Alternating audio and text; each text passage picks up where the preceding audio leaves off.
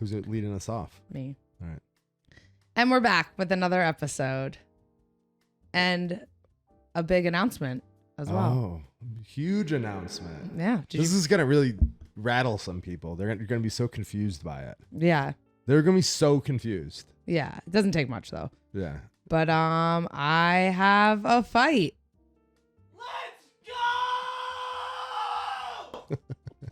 Literally, like, our neighbors are gonna be like, "What the fuck? Is everything okay?" And who are you fighting, and where are you fighting, and when are you fighting? Okay, I'm fighting Manon Farreau.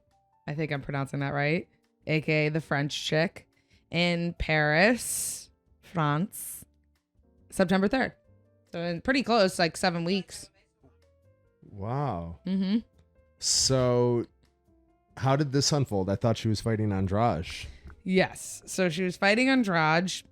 Originally, I got offered the fight, but it was right after my last fight, and I had an injury, and I didn't think that it's hard when they ask you to fight when you're not healed from your fight, you know? But you can't.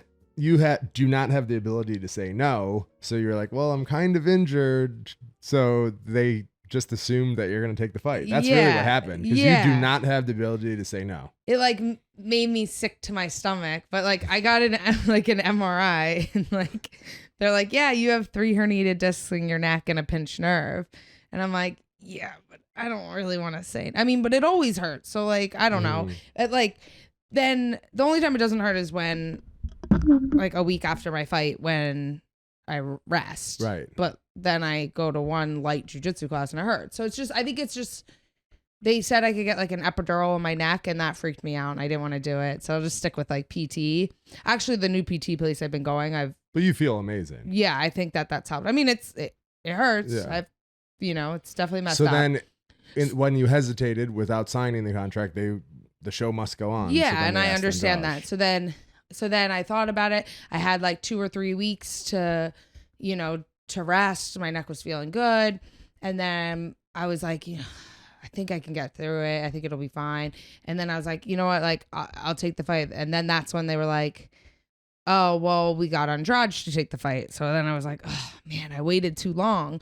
But I understood. I knew when I said I wanted the fight. I remember when that happened. We were in Long Beach Island and we were like, because you were like, I'm going to take the fight. Then they said they had Andrade and we were both kind of bummed out. It went like super high. Like as soon as you say you're going to take a fight, it's like, it's crazy how much like. We were looking up like places that had good croissants.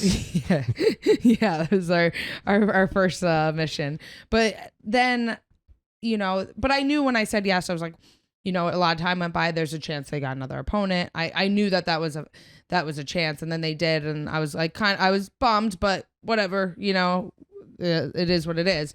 And then like another 2 or 3 weeks went by, and then they're like, hey, Andrade is hurt. Do you want in? I'm like, yeah, let's go. And now I got it. And that was like this week. Yeah. Or last week. Yeah, it was last week. So I was like, yeah, I'm down. Let's go. And then it worked out. It was just crazy. I got kind of lucky but it was just nice because I think if I would have said yes right away and I would have like I probably wouldn't have allowed myself to rest as much as I did. Because even if you book a fight and it's like, 15 weeks out, you really should only do like an 8-week camp, but you have that fight. You're so eager and excited that you go super hard, and then sometimes you have to worry about getting injured or burning out. So I think all in all, at the end of the day, it was like the best possible situation for me. I had time. I thought I wasn't having the fight, so I really rested and allowed myself to get better.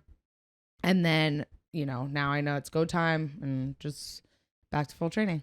And it was funny because I could tell the entire time, like, how much like it pained you that happened, and people were like, oh, Caitlin pulled out.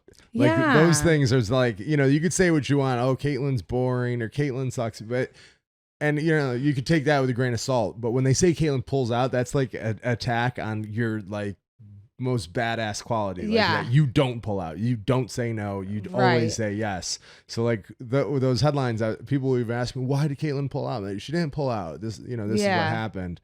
But it definitely must have had a toll on you because you're like, no, I'm the fucking bad motherfucker. Mm-hmm. I'm the bad bitch. Yeah, exactly. Right? Yeah. So now, I mean, it all worked out. Like crazy how it worked out. Because then even when the Andrade got the fight, I was thinking, I'm like, like it's up a weight class for her, so she doesn't have to like cut a lot of weight, so she can like, I feel like when then you just start thinking like, the person, she doesn't have to cut a lot of weight, so she's probably not training as intensely, or like, I don't know. I just was like, I never hear her like get injured or pull out of a fight or anything. She's, so I was like, oh, she's definitely gonna take. Well, because Andrade must be injured because she's fucking as legit as it gets too. Like she's badass.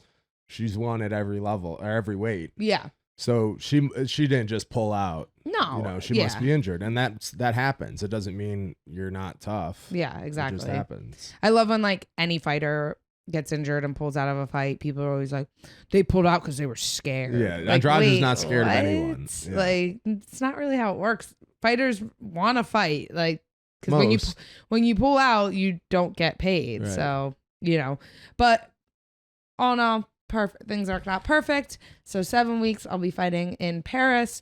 I'm so excited. I've been binging on TikTok for things to do in Paris. I want to like stay like 2 extra days. This is like the best part about fighting is like when you get to go places that you would probably like. I probably would never go to Paris. Well, maybe. I mean, I don't. There's other like. You probably would never went to Sioux Falls, South Dakota. For sure. Yeah. But you got to see it. Yeah. But this is definitely somewhere where I'd want to like stay 2 extra days. But yeah, I'm excited, getting to fight. Like she's super hyped right now. They love her. This is like the first UFC event I think ever in Paris. I feel like it's like when Conor McGregor fought Alvarez at MSG. It was the first fight ever at MSG. This feels like the same thing, like because it was the first fight in New York. This is like because Paris is a world city. Yeah.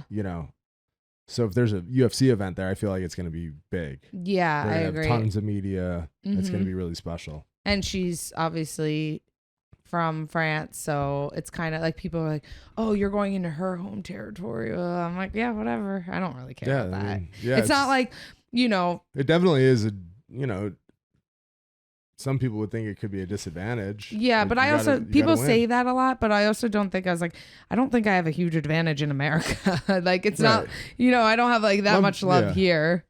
Doesn't really work that way. So either way, I'm super excited.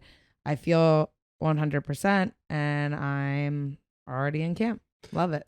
It's funny because Andrade is definitely a star and like more popular than you overall, but I feel like this is the fight that people really wanted to see anyway, because you guys are both like similar physically, like, long rangy fighters, and I think, and the fact that she called you out and then you kind of like called her out or like accepted it. So I feel like this is the fight that people wanted to see anyway. So I think it's really cool. It's fun because I think that, and it keeps your badass rep intact. Yeah, I think this is fun. It feels like the first fight that I've had. I mean, obviously, besides the title fight, that like is a little bit hyped and people are excited. People are a little excited about, Definitely. Which I've never really had that before. Not that I need it, but it's nice. You don't care, but it definitely feels that way to me also. Yeah. So that's pretty cool. And then so this weekend we did went to the UFC fights. They were on Long Island, so it was great. It was easy for us. It was during the day, which I wasn't super excited about because I don't like to miss like a weekend beach day. But then it turned out it was like a cloudy, overcast day, so I was really happy about that. Yeah, I thought it was weird it was going to be during the day, and I was like, I don't like that just because I'm used to at night. But it was super nice amazing. Being home at 5:30. I love that. The new arena was so sick. It's the UBS Arena. It's attached to like the Belmont racetrack in they say it's Long Island, but it's really like Queens, I thought. But it's gorgeous. Yeah. It's such a beautiful arena. Yeah. Felt like we were in like a different little city or town. It didn't feel like Long Island at all. But it was totally sold out, packed. We were in the front row. But we went to the fight. We brought Zane with us. It was Zane's first UFC fight. We rolled in squad deep. Representing Burning the Boats. But it's funny because this was like the longest we've ever like spent time with Zane, like outside of the podcast.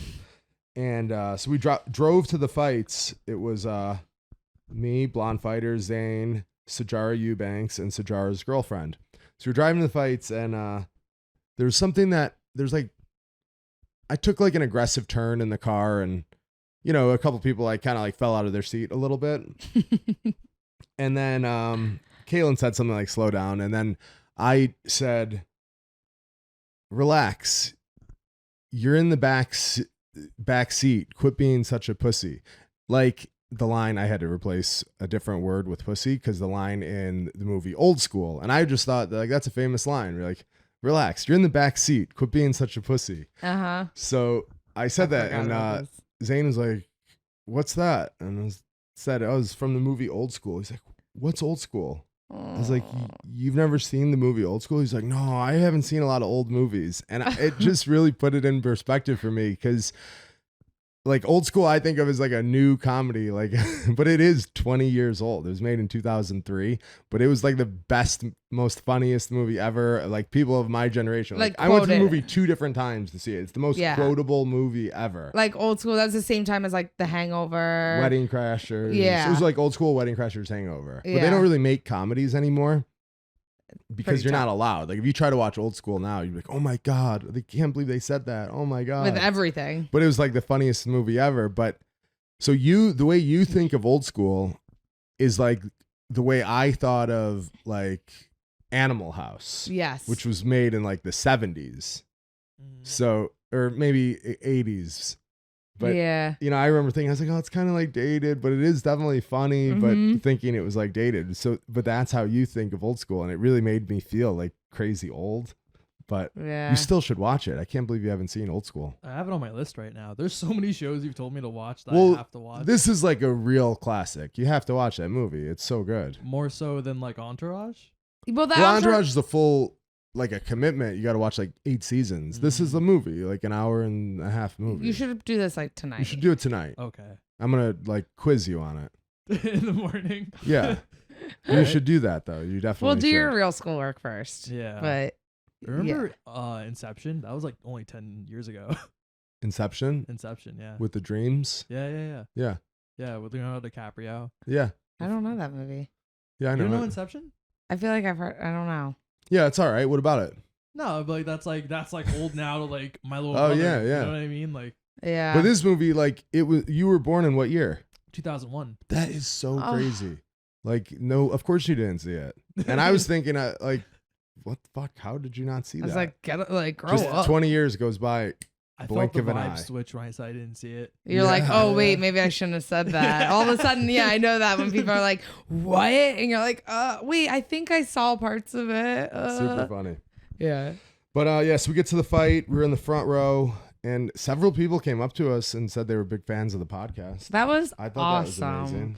I love that more than like if someone's like, oh, I love watching you fight. Like, I don't know. It's like, okay, whatever. But when they say they like our podcast, I get like amped. Yeah, that was great. Because I love our podcast so much. Yeah, me too. But it was really good. A lot of people said that. But I wanted to meet. It was like before the main card started, and I had a friend who was like up in the stands. So we said we'd meet him at a bar, and we tried to like walk up there, and it was the first time that it was like you're like a real star. I don't know if it's because it was on Long Island or you've just become more popular, but it was a legit nuisance. We couldn't get there. We had to go back to our seat. We're like just bombarded with people. Yeah, I didn't have one drink or not like one drink, not the a entire snack. time. My mouth was so dry. I was like, oh my God, I need a water. And then we went up and like, I'm not even trying to be like, oh my God, the fans are just so crazy. But I was like, we went up to the top and then didn't even get out of the tunnel. And like so many people were like asking for pictures, which was awesome. It's so cool. And I like love that. But I was like, we were trying to go between fights, and I was like, I can't get. First of all, the line was like so long. I was like, I can't go. I'm like, it's fine. I'll just like die of dehydration. Yeah. And but yeah, even when I fought for the title and we were, in Houston for the fight, no one knew who I was ever. Like, granted, that was like 2.5 years ago now. Yeah, I don't know. Maybe I don't know if it was because it was local. I'm sure that has something to do with it. But I think after your last fight, I think you got a lot more like notoriety. Yeah, I'm sure after the last fight, but like, or it being on Long Island, you know what I mean? That has a little bit more to do with it. But yeah, I was super shocked by that. It was wild, yeah. And it was a really rowdy, good crowd. Everyone was fired up the whole time. Zane, what did you think of your first UFC fight?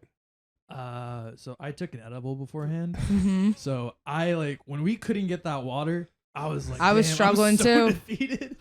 I was almost like, let me You go to. could have went up by yourself. Maybe Oh, you're a little know he I nervous. said I would, and you guys are like, "No, let's just all go back down together." And I'm like, "Well, I'm so high right now. Like, what if like they go back down and I lose them?" Yeah, because it was pretty far. Yeah. I was almost like, maybe I could run to the bathroom and just drink out of the faucet. Like I was so thirsty. That's funny. Dude, Yeah. it was so. But it was cool. like a bigger deal than you thought, right? Oh I my felt God, like it was you crazy. didn't know that like the UFC is like a big deal because you're not even a fight fan. Not really. Just no. Caitlyn. I'm like a nerd. Mhm. Yeah. But it was pretty legit, right? it was super. It's such legit. good atmosphere. And then seeing people come up to both of you guys like asking for pictures. Like there were some people when we were walking up the stairs who like didn't even ask Caitlyn. Like they had their phones out already. And they just like kind of like grab Caitlyn and like snap a picture. Mhm. And I was like, that's so weird. Like I feel Yeah. like that's like Yeah. an invasion of privacy. I don't know. No, Yeah. it's definitely cool though. What did you think of like the fights? Like, Oh my god, it was insane. because and first of all, the card was really sick. Those were like crazy fights to I see. think it was one of the best cards I've seen in all year. Yeah, to see those fights and then be like, we were first row, so we were right there. It was like crazy. The one fight, and we'll talk about like all the fights on the main card, but the fight with Matt Shell and the Tibetan Eagle. That left me petrified. That fight was the first time I think I've ever been legitimately concerned with the fighter's like well-being. yeah. Like after the fight, I was like, "Yo, they got to get that guy medical treatment." I was concerned that because he wasn't just like beaten in like crazy elbows to the face, his head bouncing off the canvas, but at the end of that, he got choked to sleep. The crazy part about that was, so he, at the end, he was mounted and just like elbows on his face, like not just like pitter patter ground and pound, like his head was bouncing off the canvas. And I was like, oh my God, why don't they stop it? Why don't they stop it? And we were right in front of us were two people that work for the New York Athletic Commission. And they literally they sit down in the seats. They were literally standing up, like walking towards the cage. Like, oh my, like I felt like they were like, almost like, wait, they need to stop this. Like, we need to say something. Intervene. Yeah. And I thought they should have. I was like, why are they not stopping this? So he was like almost knocked out. Maybe was, and like in that situation, then got stuck in a He was triangle. laying flat on his back, his legs straight, flat on his back, Flat fully on his mounted, back. eating elbows. Yeah. And then got stuck in a triangle, caught in a triangle and completely unconscious. But being on like, which happens a lot where people get choked unconscious, but after like immediately after basically getting knocked out, I was like, oh my, he was so flat that the second, like I saw, because we were so close, I could see it. The doctors that came in, they were like waiting for him to wake up, and then like for a quick second they went to put their hands together to do like, put on his chest for CPR, and like as they put their palms on his chest he kind of woke up, and I was like, holy shit. Yeah, like, it was scary. It was one of those things you hear like every couple years you hear, it's always like an amateur fight too or something like small, no one, like not a big show, but like boxers, I feel like you always hear, oh, after the fight, they got a TKO or whatever. After the fight, they weren't feeling good. They went to the hospital and they died. I was like, No one's ever died in the UFC though. yeah. But I was like, it was so scary that I was like, I would not have been shocked if like he went to the hospital for exhaustion after. And Yeah. then, I mean, they didn't. And I think this might have been a New York thing because they did it with someone else. I think maybe the Muslim or someone else on the main card when before like they took him out of the cage before they did the hand raising. And for this guy, they definitely had to do it because they just had to get him I'm out of surprised there. they didn't put him out on a stretcher. Yeah. He walked out. He walked up, but they were like, we're carrying him. Yeah, It was yeah. not good. That was so scary. But the fight itself, it was only 2 rounds, but it was so insane. Like the first round was really good, back and forth, really good round. But then the second round, the Tibetan Eagle was landing those crazy elbows. He was just like elbow holding after his hand elbow. and then elbowing. And I was thinking, I was like, they need to stop this. This dude is eating way too many big shots. Like Yeah. I was like, he's done. They need to stop it. And then Shell landed a huge left hand, wobbled him, and then won the fight. So it's almost like, I thought they should have stopped it on his feet because I was concerned for his well-being, but some people just could take a lot of punishment. Those are the type of fights sometimes you watch someone lose. And even though he was like doing so good before that and he almost won. After that, I was like, That's never. the type of fight where you watch it, and if you know the person, and you're close with them, you're thinking they shouldn't fight again. Yeah, You're he might never concerned. fight again. Yeah, or he's not going to be the same. You were that.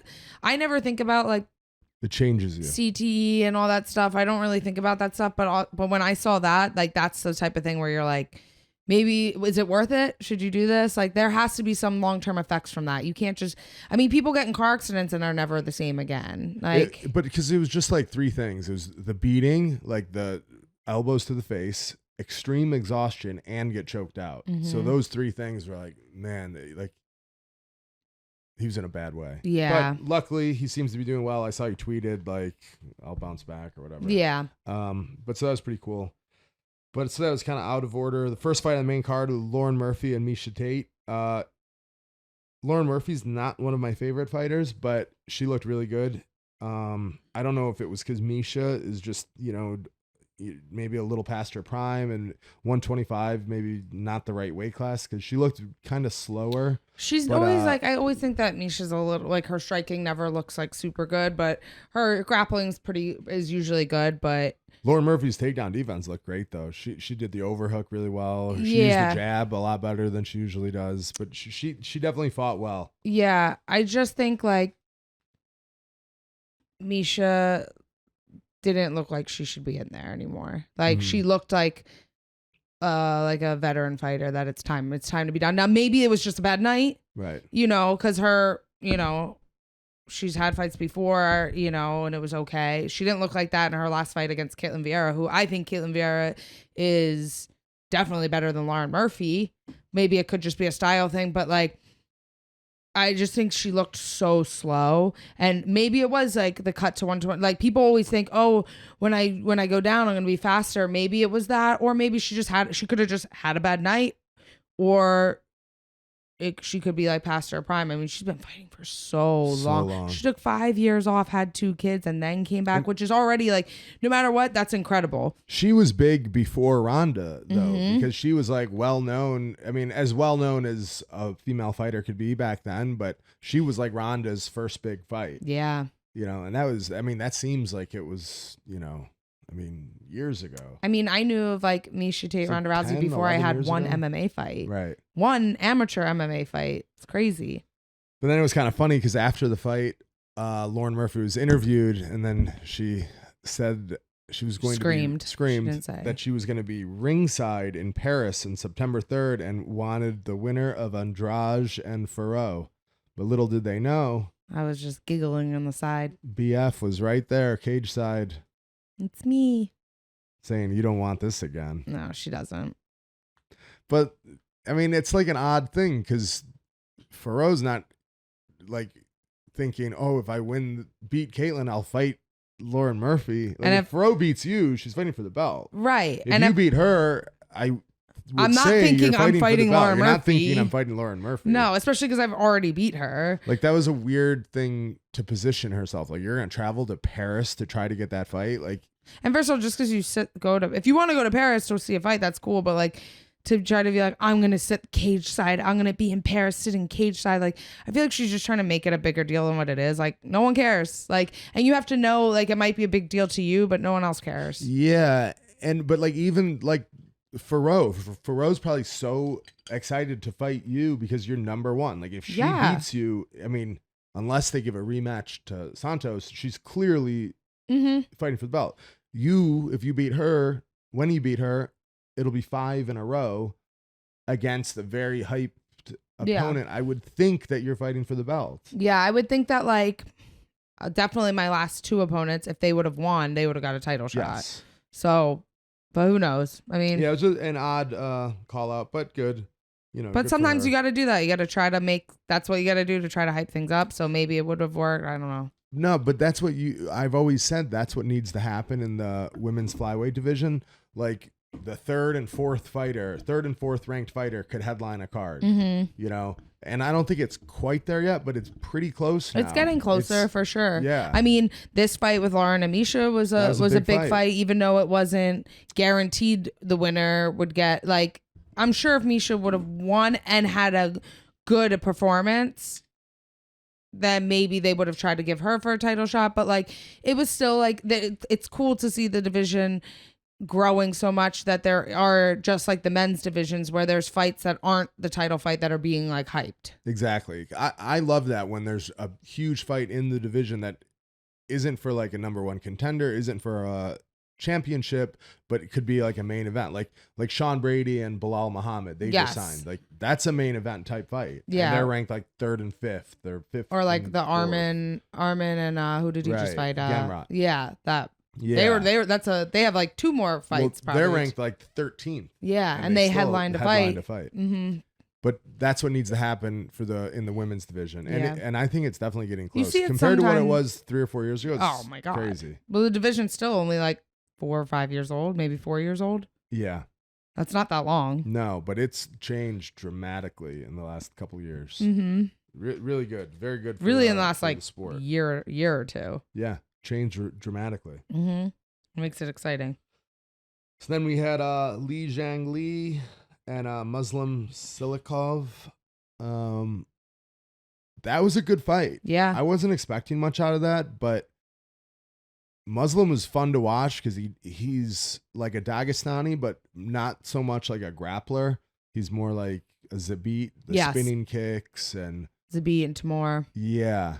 So he was landing some exciting kicks and punches and stuff. He does a lot of like the spinning back kicks, spinning like wheel kicks that like you usually don't see like bigger guys doing. Right. But then Li Zhang Li landed a big couple really sick combination, put him out cold. Yeah. So second round, but it was pretty cool. He was very excited. I saw a couple things, a little controversy. They're trying to create controversy. I guess after the fight, he grabbed the Chinese flag. I thought we weren't allowed to carry flags. Well, he was about to hold it, and then people took it from him right away.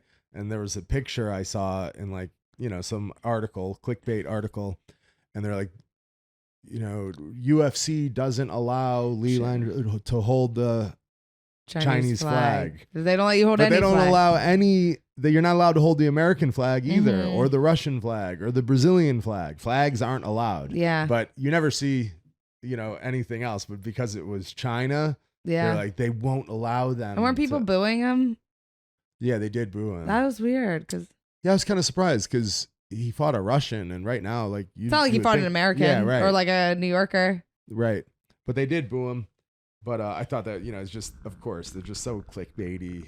Like, well, that just shows when stuff like that happens, you're like, then you can't really believe anything you see. Because sometimes, like, when I know things like that, right, because you can't hold an you're American like, no, flag. that's not how it works. So then I think about it, anything I hear in the news, I'm like, what do I know? I'm like, that's definitely not true. Like, nothing's true. Yeah. Everything, it has a spin on it. Or like something. An agenda. Right. Every single thing. We had Michelle Watterson and Amanda Lemos. That wasn't like my favorite fight, but I thought Lemos would win, and I kind of thought she would on the ground, but it was pretty cool. She jumped that guillotine. That doesn't usually work when people like jump guard guillotine. In MMA. She's more of a striker. She's not like, even though she's Brazilian, she's not like known for having like good jiu-jitsu. Yeah. So to have the confidence to go for that, And it was interesting because she had it so tight and locked up, and I knew she had it, but then she felt Watterson tap her leg, and so she let go. But the ref didn't see it. But the ref definitely didn't see it. And Michelle Watterson was just a good sport, like, and was just like, no, I tapped. Yeah. Because there's plenty of people I didn't tap. Why didn't you stop it? I would have. Like, when you have someone in a submission, you have to wait for the ref to stop you. If I'm holding a submission and they're tapping, sometimes like you're either saying they're tapping, but sometimes it's hard to do if it's choke if you're like, but like I've been in a position where I'm like holding an armbar, I'm like, they're tapping, and then like you say it, which you could also like say that maybe the ref they aren't, but I said it once when I actually felt them tapping. But I'm waiting and I'm not stopping anything until, even if I hear the ref say like stop, they have to physically touch me and pull apart. Yeah. Because if I'm Michelle Watterson, she was like a good sport too. I'm still going. Yeah. Yeah, that was it was kind of an interesting moment. But yeah, like you said, she was a good sport about it. Yeah, that's about it for that fight. The main event was obviously anticlimactic, but it was Ortega and Rodriguez. I saw Ortega said after the fight, he's like, "Oh, it sucks this happened because I was dominating the fight. I was winning every minute." He said, I was winning every minute of the fight. Yeah. I didn't see that. Yeah, I didn't see that either. I You saw can't- Rodriguez like tagging him. I mean, he was rocking him. He looked so good. To His say that, you punches. could even say, like, even if you said, I thought I was winning the round, even though I didn't, but like, he got the takedown at the end, was controlling me against cage. But to say I was winning every minute of that fight, I'm like, oh, you're delusional. Like, you almost got knocked out a couple times. Right. You're getting tagged. And then, like, here's my thing. Like, okay, it was a freak thing, but you were also in a submission. So you were in an armbar. He was trying to hurt your arm. He's trying to hurt your arm. Because of that, you pull your arm out and then your shoulder gets dislocated. So, like, I don't think it's that much of a freak thing. Like, the other option would be to not pull your arm out, not dislocate it, and then you're getting snapped in an arm bar. So to be like, I don't know, if I'm Yair, I'm like, no, I put you in I submitted you. Well, I feel the same way about like when someone like Conor McGregor, like when he broke his leg against Dustin Poirier. He was like, oh, it was a freak thing, a doctor stoppage. No, like a check is an offensive move. Like when you check someone's kick, you're trying to do that. Mm-hmm. You're doing that so they don't keep kicking you. Yeah. He did it perfectly and it broke his leg. So that's a very technical knockout, perfect technique. And this is a technical submission. That's how I look at it. Even I don't if think like freak things, It's right. not like he rolled his ankle in the open, but even that. Yeah, that's exactly what I was going to say. If we're not engaging with each other and I'm shuffling and I just roll my ankle and they're like, oh, it snaps, like that's a little bit more of a freak thing because we weren't even touching. But at the end of the day, I'm moving frantically because I'm worried about you hitting me. That's we're in there to hurt each other. Like, you shouldn't be sorry, or like you could think like, man, that sucks. Like, my shoulder dislocated? That's so weird. That never happens. But you're in a fight and they're putting you in an armbar and making you move in ways because you're panicking. Right. So I think that it kind of took away from Yair's. It did. Yair's win, where they're like, oh, this is so weird. It was almost like, oh, it wasn't like he got sick in the back. Oh, we got to do a rematch type of thing. Yeah.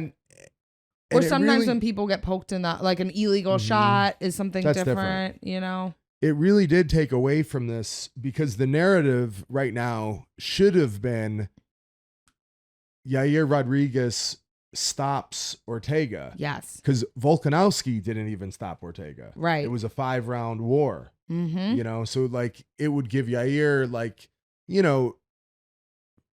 some currency in asking for the title shot. Like, well, I stopped him. He couldn't even stop him. He had a scrap. I finished him in one round. Or he's supposed to be the jiu-jitsu guy. I put him in an arm. We went to the ground and I put him in a submission. Right. But I feel like that narrative's not out there, but it should be. Like, if there's going to be if Volkanovski stays at featherweight, I think that Yair Rodriguez should get that fight now. I think so. I mean, I guess like Josh Emmett, but I'd much rather see Yair. Mm-hmm. But it was really impressive win, I thought. Yeah, I just felt, and I'm not even necessarily like, I like Ortega, and I do too. I don't not like Yair, but I'm not like a giant. I'm like whatever with him. But I felt bad. I was like, I feel like he's not really getting.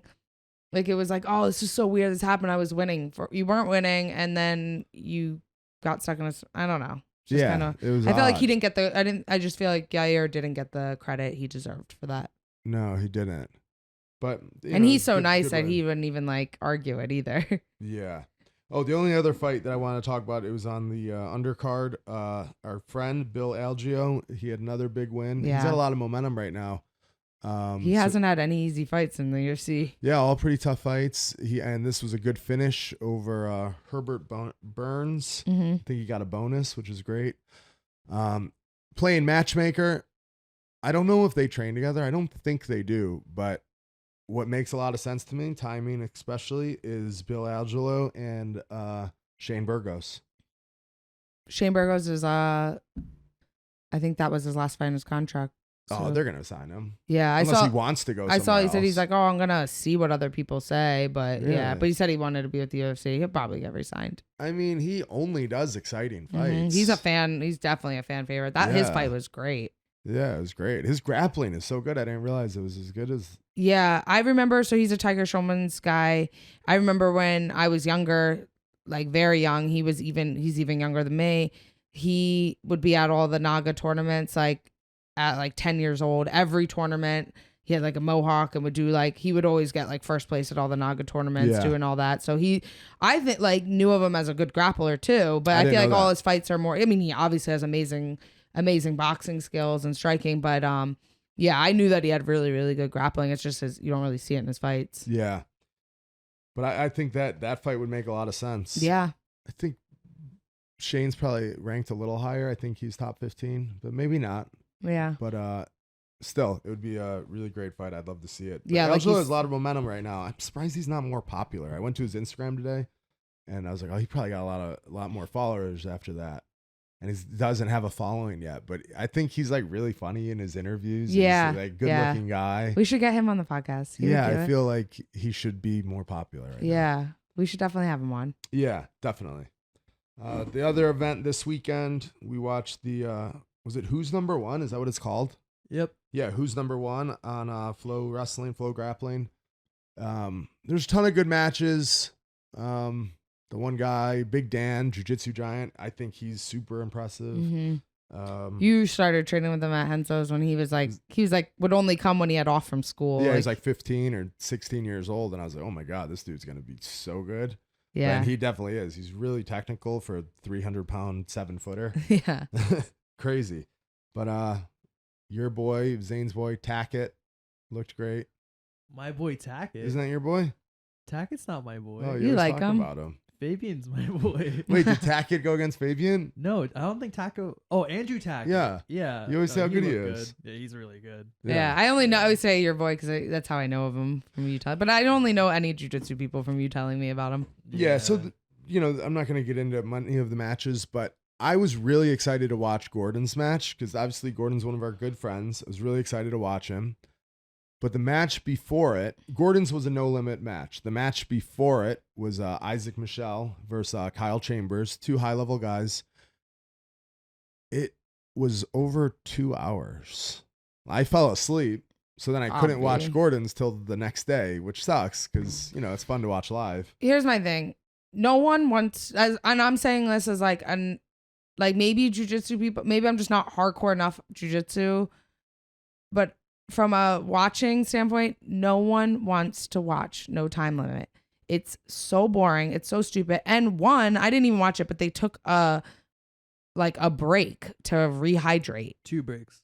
2 breaks. So automatically that is the dumbest thing. As soon as you say that, I'm like, no. Or now we're doing something else. That's not No Time Limit. Because if you're dehydrated and you need it, then you give up and then the other person gets the submission. That's the whole point of it. Otherwise, you're just doing long rounds. When they did that, I was like, am I the only one or is that the dumbest thing? Just tap. I'm done. You need to pee? Tap. Right. You have to tap. That's like, isn't that the point of a no time limit? So there is a time limit. There's a no time limit unless you get tired and you want to rest. Right.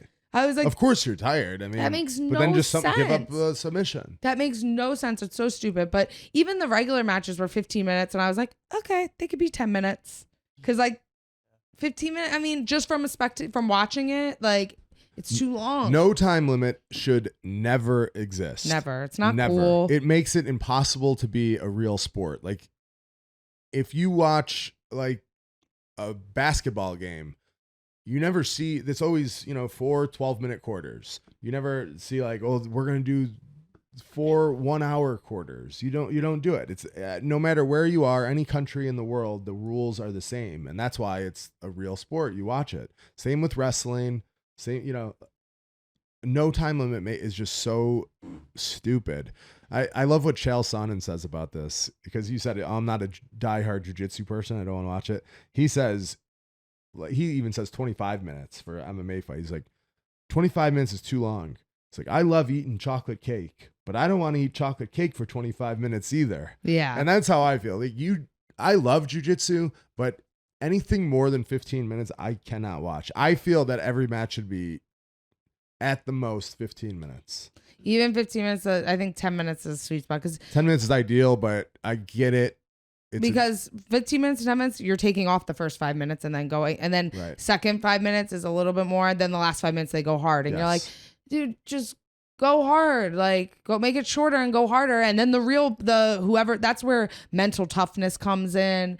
And, you know, you can't always, like, someone that might not be as good as you, but they're like trying a little bit harder, might get an advantage. Like, that makes it more competitive. Right. I don't know. It's just so boring. I get it that like the submission is the ultimate, you know, proof of your dominance.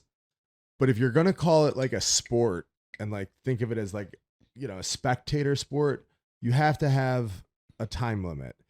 Because in a no time limit, someone can't like strategize and, you know, figure out a way to win. Like, Gordon will never have a competitive match if he does no time limit. It's just impossible. No one's good enough at jiu-jitsu to beat him in a no time limit. So it makes it less exciting. So it's less exciting because there's no chance he could possibly lose. It's 100%. And so, you know, it sucks for him, I guess, in a way that, you know, there's just no one for him to compete with.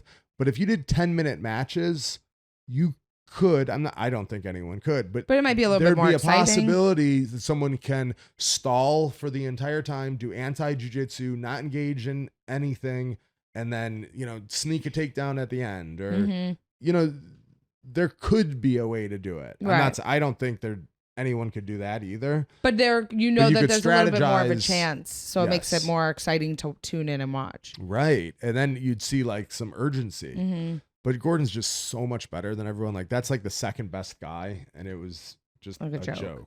But when Gordon goes, I feel like it's just exciting to watch, to see what new moves he's doing, or like what new things he's doing, and like innovating. Like, oh, you know what I mean? I think that's kind of I don't think people are really watching Gordon like, oh, to see if he loses. They're just being like, oh, let's see what he does now. Yeah, I think you're right, and that's that's a big thing. I think he doesn't even probably think of it as a sport or a competition. He thinks of it as like an advertisement for his like DVDs. Imagine being that much better than everyone in the world at your sport, where it's just like, okay, whatever I want. But I don't think even like John Jones isn't like that. But again, there's a set rule set. Like against John Jones, maybe a really good wrestler could take him down and just hold him down. Or there's some like chances. There's some chance because there's, you know, you could strategize. Yeah. No time limit though. No one wants to see that. And I would love to see Gordon go against, you know, a high level guy like 10 minutes, like ADCCs. Well, ADCCs, the finals is 40 minutes. I think the finals are like 30 minutes. Right? I thought I saw 40 minutes, but either way, that's too long. Also, 10 minutes would be ideal. I'd love to see that because then there's some really senses of urgency, and that's just it makes it for more exciting, definitely for spectators, which would make the sport grow. Yeah, but the sport is obviously growing. I mean, it's crazy that people are watching like jiu-jitsu matches like on TV. Like, yeah, that was never a thing. But so that was really cool. So yeah, that's about it for our Fight combat talk. Sports. Yeah. Something I saw, I wanted to ask you about your opinion on it. I saw someone talking on TikTok, of course. Someone saying that it makes it hard for couples or people in relationships. It makes it, if they are living together and they're on different morning routines, it puts a strain on the relationship. Now, I feel like this is kind of hard to, because I feel like we're pretty similar. We both like wake up, but I just thought it was interesting and like what you thought, if you thought that that's important or not. When I saw it, the guy and girls it was a couple talking, and they said, the guy was like, well, I wake up super early in the morning and you don't. So he goes to the gym and whatever, does work and stuff. And he goes, by the time you wake up and you're ready, wondering like, what kind of coffee should I have? I'm already stressed. I've already done that, worked out, and now I'm on to work, and I've already dealt with things that stress me out through the day. So we're in a different headspace. Yeah, sure. And then then you're just like waking up and you're not ready for that. And then it goes on into the later of the day where he's getting tired and she's like, wait, let's spend time together. I want to hang out. And he's like, I've already experienced the day before you woke up, and it makes like a strain on the relationship. And I thought, like, that is pretty interesting, and it's crazy to me that a lot of people I think are like that, where they are just on opposite schedules, whether it's by choice or just whatever their work schedule is. That I feel like that would be really tough on a tough strain on a relationship. Yeah, it definitely would be. Yeah. Yeah. And like, I couldn't be with someone who sleeps till like 11 o'clock in the morning. Why? Like, no matter what, I couldn't be. So even if it's like, say we have a free Saturday and a free Sunday, no obligations, nothing to do. If I were to sleep until like sleep, we don't have anything to do. We're not going, no plans to go anywhere. It would bother you if I slept. Yeah. It would. Me too. Because I like to get up and like enjoy the day. Like if I sleep, occasionally I'll sleep till like 9 o'clock or something. Like if I don't feel good or like, I don't know, I'm sick. But I fucking hate that. I wake up and I'm like, fuck, the day's over. I feel like a loser. Over. I feel like a loser, yeah. I mean, I definitely, when I was younger, I would sleep in, but as you get older, you're kind of like, and I'm not like waking up at like 4:30 in the morning, but right. You know what I mean? I like to get up early where like I'm already did my workout, I already ate, and now it's like 8 o'clock or 9 o'clock, and then I feel like I have a full day. If you wake up at like 10 and then you work out and then like, then yeah, but yeah, definitely. I don't know. That doesn't even barely seem interesting because, of course, it's just, I think for us, we're just always on the same page. But like, yeah, I have, you know what I think is crazy? I have like friends where they go to bed at different times. Yeah, I don't know if most people do that, but we'd never do that. Like, even if you're in camp and you're like going to bed at like 8:30, I'm like, well, okay, I don't go to bed really at 8:30. I go to bed at 9. Right. 8:30 sounds like a little kid's bedtime. It's not even dark yet, but I don't really want to go to bed at 9. I don't like to go to bed that early, but I always do just because. What are you gonna do? Stay downstairs by yourself? I feel weird. Or I have friends that like but people do that. A lot of people do that. If they're hanging out in their, like when they're just hanging out, like say a Sunday, nothing to do or whatever, one will be like upstairs in their bedroom watching TV, and the other person will be like downstairs playing video games. Mm-hmm. That's crazy to me. Wild. Or like in different rooms watching different shows, right? Yeah. I mean, I don't even. Maybe we're probably extreme. Yeah, we only watch the same. I'm watching the Kardashians now, and you're watching like yeah, anything. Lately, Zane, you know what we've been doing? Because I told you to watch Old School. It's like 20 years old. Yeah. You know, we've been doing since she started camp like a week and a half ago. We've been doing like 90s movies, or actually no, like 80s and 90s movies. Movies that I really enjoyed growing up, like. In the 80s and 90s, so because the movies older movies that he enjoyed growing up are like, because you're how many years? You're 11, 7 years older than me, so like, you know what I mean. There's some movies that I've heard of, but I didn't grow up watching. I had her watching like John Candy movies. Did you ever see The Great Outdoors? You definitely never seen it. I've heard of it. That was made in I think 1988. Really? Okay. Yeah. When was Casino made? Casino. Oh, did you finish watching it? I didn't finish late watching 90s. It yet. I might finish that before I watch Old Yeah, yeah. Old School, I just read the synopsis. It sounds insane. It's hilarious. It's funny. It's like a super easy to watch. It's funny. It's stupid, amazing, hilarious comedy. But yeah, we've been doing the 90s movies. We watched the other day. You ever hear of Scent of a Woman? Yeah, I remember you told me about this. Oh yeah. We watched that. So if anyone has, love all the movies I suggest. I love them. What About Bob is my What About favorite. Bob? Great Outdoors. Yeah. Scent of a Woman. We get into Working movies. Girl.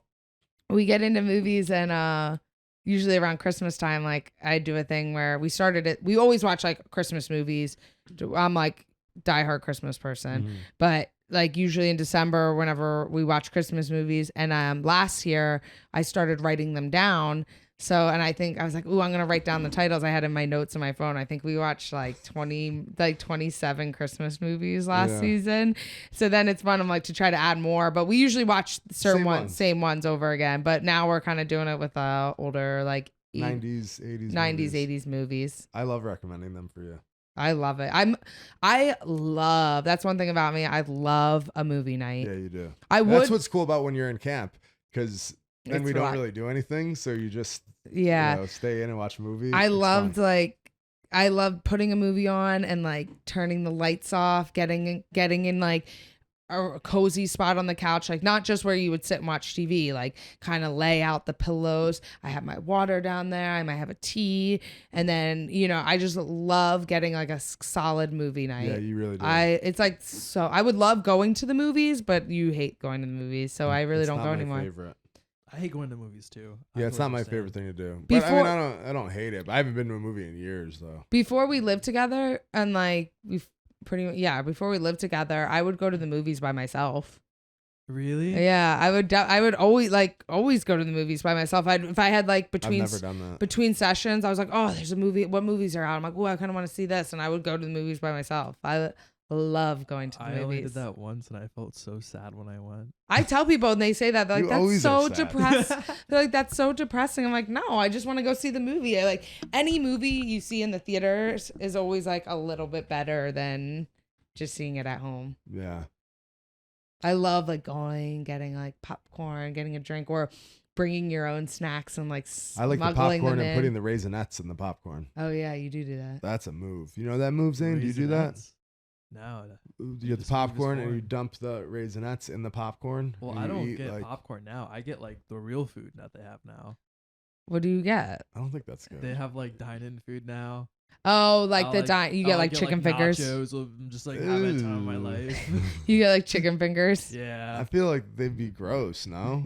Kyle hates nacho cheese. I do. I mean, chicken fingers is just chicken fingers. You know what I mean? Yeah. But like the nachos, like it's like exactly chicken on it. It's like I'm like protein. Yeah, that's good. Yeah, I don't think that's for me. I'll stick with Raisinets. I love sneaking. I saw this video. There was like a security camera from a movie.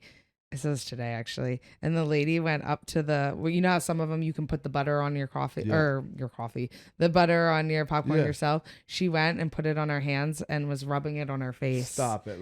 On mistake. I mean, it was like an older lady. It looked like she did it on purpose. She didn't have popcorn with her. She was doing it, like, rubbed it like it was a sanitizing. Did she think it was maybe? No, she knew it was butter. She rubbed it in between her hands and was rubbing it on her face. Like it was like, I'm like, at first I was maybe it's good for your skin. That's what I thought right away. I was like, wait, is this the new skincare? Well, if it was real butter, I'd say yes, but that's just probably like super synthetic, just chemicals that taste like butter. Yeah. So that's probably not as good. But real butter, on Seinfeld, they were shaving with butter for a while. Really? Called the butter shave. Remember when Robert Diggle said he worked at a movie theater? Yeah. And he was like trying to save money, so he only ate popcorn he was a vegetarian. He only ate popcorn he said he ate so much, but that's all he would eat for like all day long. That can't be good for your arteries. No. Yeah, probably not. So what else? Do we have anything else, Zane, you want to get into? No, that was it. I'm happy that you hung out with us this weekend. I had a great time. Oh, what about, you said Andrew Tate? Oh, Andrew Tate. Yeah, I just think it's crazy. Actually, just this morning there's like an article that came out because he's like really big in Romania. He's not even from the States. Okay. Like I think he's from the States, but then lived most of his life there. I think he's still there. Yeah. Like, I don't think he lives in the States now. Yeah. But like there's so many scandals going on with him right now. Like the cam girl scandal. Where, What's he that? has like all these cam girls that he like actually like hustles out for sex. Really? Yeah. I didn't know that. And then there's like there's one where he like basically went on a podcast and like admitted to like bribing like government officials in Romania. And I'm like, I don't know how. I don't really understand like what's his thing? Like what does he do? So it's crazy because I don't know if it's just in my algorithm or if it's everyone's. He's on mine nonstop. Nonstop. He kind of like, for me, replaced like the Liver King. Yeah. In terms of like just blowing up on social media.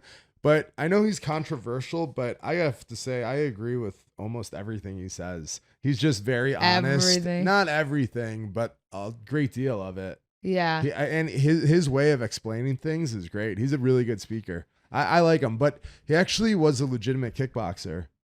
I don't know like how good, but I've seen like some of his highlights. He definitely knows how to fight for sure. The first clip I ever saw of him was where he said that like women shouldn't fight.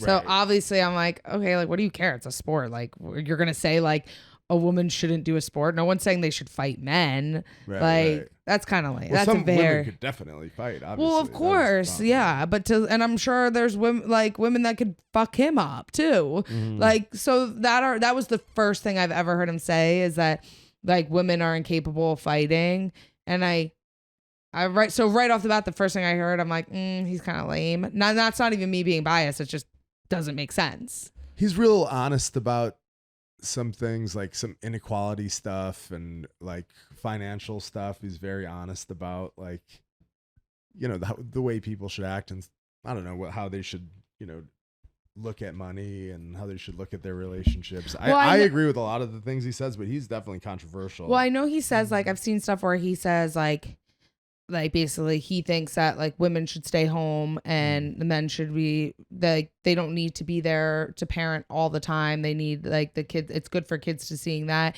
And whenever someone says that, people, like especially women, they get so offended. Yeah.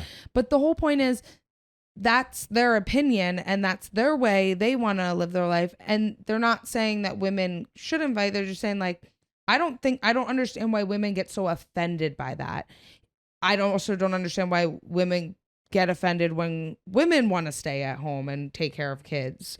If that's not what you want, the best thing about living here is you don't have to. You can decide to get marry someone that there's some women that they want to work and the husband stays at home. And if that works for your relationship, then that works. But I don't think there's anything wrong with saying a woman should stay home. You think a woman should stay home, raise kids while the man goes to work.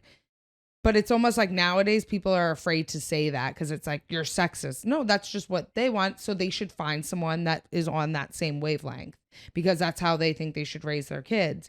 But people, like, I don't understand when women get so mad. They're like, no, I can work. Yes, you can. Then you should date someone that wants to work too. There's nothing wrong with either one. It's just your opinion, how you want. If I want to wake up in the morning and drink a cup of coffee and not eat till noon, then that's what I want to do. If you want to wake up in the morning and eat a stack of pancakes, that's what you want to do. It doesn't make one or the other isn't right or wrong. It's what you want to do. I don't know why women get so offended by if a guy says they don't want to be with a woman that works. Like, well, the whole thing, like you keep saying offended, people being offended is something that I just have such a hard time understanding. I have never been offended in my entire life. Yeah. There's nothing anyone can say to me that would offend me. Right.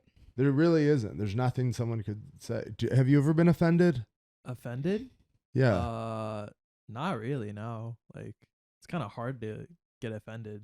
Like someone could say it's something. Not, though. Everyone's always so easily offended, or that's offensive. You know, I've never been offended. You could say anything you want people about say any aspect of my life or my character or me physically, mm-hmm. and it would not rattle me, not even a little bit. Not that, you know. Yeah, I mean, people say offended. There's a lot of people that say like, oh, women shouldn't fight. They shouldn't have women fighting. Blah blah blah. It's like whatever. You're just stupid. Or like, okay, like I don't know that I wouldn't be if a guy came up to me and said that, I wouldn't be like, you don't know what you're talking about. Oh, women are the same rights as men. Blah, blah. I'd be like, okay, cool. I would just be like, you're stupid. Yeah, you know, like whatever. And if that's what you think, then okay. Yeah. Like on all the videos that Zane makes of me talking about MMA and stuff, everyone's like says what a clown and how stupid I am. But I know that's not true. Yeah. Mm-hmm. You know, you always click on their pictures and their profile and they have like 0 followers. You don't have 1 follower. Yeah. You shouldn't say anyone's stupid. Yeah, exactly. You know. Right. Yeah. There's like a study that came out and it's like most people only speak like on average like 25 words a day, which is insane to me. Really? Yeah. So because they're not interacting with other people. Not interacting with other people, and so maybe like this is like people's ways of like, I don't know, interaction. That's super crazy. Sad. Yeah. Well, that's like the whole, you know, I don't know much about this at all, but the whole people talking about like the metaverse and like you can like eventually do all like online dating and through the metaverse, so you just stay at home in virtual reality. I'm like, maybe I'm old school, but I'm like, wow, that's really sad if that's what you do. Right. Like sit at home and go there. That's like, I can't imagine. Like you could sit at home, not see anyone, and then go to like a basketball game with your friends. Like I'm so clueless about. Is that happening right now, or it will happen? I mean, is the metaverse is that? So it's like rolling out right now. But it's you very, do very that? early You go stages, there? right? How do you get Yeah, there? We can do that. Yeah. What is it? How do you get there? I can't tell you. No, is it like a? You just get like a VR goggle. You hook it up to like your Facebook account, and then you're there. Okay. But then you can start selling real estate in the metaverse. Which I is where it gets know. fucking crazy. Imagine paying some like money for like land you can't even like. Or like paying for like art that No, you I can't even really see. I Well, don't that's get like it. all like a Ponzi scheme. But was it 6 months ago? It was. It was. And some people got really wise to it and made a lot of money. Yeah. and Yeah. Some people lost a lot of money. Right. But that's kind of come to a halt, right? I feel like that came and went pretty. Yeah. I mean, I don't think people are making money with NFTs right now, are they? Now? No. No, that's what The I mean. craze is like dying, I think. Yeah. Most people are like losing money in crypto and everything. Well, now. yeah. But it could come back. But yeah, I don't know. That's weird. Again. We can't really get into the metaverse right now. I don't know. I don't know. I know anything. nothing about it. I just think I'm like, oh my God. I just picture like. But I hate staying home and like if I stay home and I'm looking at my phone, I want to fucking like. But that's what cry. most people do all day. Yeah, I hate doing that. Yeah. Well, that's like, I mean, I don't have an opinion on it. I shouldn't have an opinion on it because I don't do it. But the whole like work from home culture where people are like, I love working from home. I can do all this. I could just, but like, I don't have to put on clothes. you don't have to put on clothes and see other people and like go out. Like, I get it. I'm sure you can do a lot. Like maybe you could get a workout in or, do some things around your house that you couldn't do at the work. So I get it. But I'm like, you don't want to step outside of your house any day of the week. Like, That's odd. I don't know. When I'm sick and I have to stay in, or there's a snow day, I love a snow day. But by the end of the day, I'm ready to get out. Like I want to go Right. do things. Like And like, can you really, if you always just sit around at home, stay home, do nothing, then like you never really appreciate. Like I love after a super long day, like I'm home. and, like, Yeah. I feel like the house looks nicer than it usually does, and like the couch is more comfortable. Like when you did like a 15-hour day, yeah, then I appreciate it. But if you're always kind of home, like everything just probably is always Stale. the same. Like you can't appreciate the sweet without tasting the sour. I you know? agree. And that's like kind of how it would be if you have nothing going on ever and you're always just home and I work just from feel like if you home, do that, then all your your days are the same. your life. I feel like your life would be at a standstill. So if you're, in your late 20s, you're working from home, like. Now you miss the opportunities to like meet people and interact with people, whether you want to or not. Mm-hmm. Then it's like wherever your life is, you're sitting at this apartment. That's it. Your friends that you have right now, or that's it. Then I feel like then your life is like a 6 constantly, like always a 6. Where if you have like kind of a bit of chaos and doing things that you don't really like sometimes it's a 0, but then sometimes it's a 10. Right. And like Yeah. I like that. Yeah. I wouldn't like just mundane, just Yeah. But go I've through never the worked motions, like just kind of comfortable. I've never worked an office job, so maybe I just don't get it. But I just think I'm like, don't you want to step outside? Or people are like, oh, I could just wear sweatpants all day. I'm like, ooh. Yeah, I don't get it. Like every day. I don't get it. Meanwhile, I'm wearing sweatpants every day. But whatever. Well, yeah, it's a little different. Yeah. So yeah, training camp. Zane, anything? Nothing. Paris, here we come. Paris, here you come. Oh, so this is one of our hats. We have 2 of them being made. Well, another one being made, but this is one of the examples. So it's got the little burning the boat. It says in a really cool font, burning the boats on the back. And then this is the company that made it is Baked in LA. This is their double skull logo. So that's kind of cool. I really like the font and the burning boat. So even if you don't like the podcast, it's kind of a cool hat because like burning the boats, I think is just a cool like tagline. I agree. So available for purchase if you're interested. Thank you guys. Bye-bye.